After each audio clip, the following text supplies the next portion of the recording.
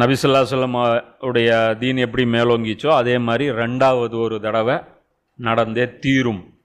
அதற்காக எப்படி அங்கே முந்தியவர்கள் இருக்காங்களோ அதே மாதிரி இப்போவும் முந்தியவர்கள் ஒரு டீம் தேவைப்படுது.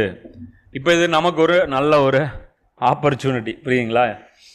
அந்த உடம்பு சரியில்லாத போது கூட மெயினாக நான் அதான் நினச்சேன், எல்லாம் இவ்வளோ கஷ்டப்பட்டு இது ஹக்கு இதுன்னு ஐடென்டிஃபை பண்ணோம், இது அமல் செய்யக்கூடிய நேரத்தில் போட்டுன்னு போயிட்டோன்னா ஒன்றும் இல்லாமல் வேஸ்ட்டாக போயிரும்ல, லைஃப் வீணாக போயிடும்.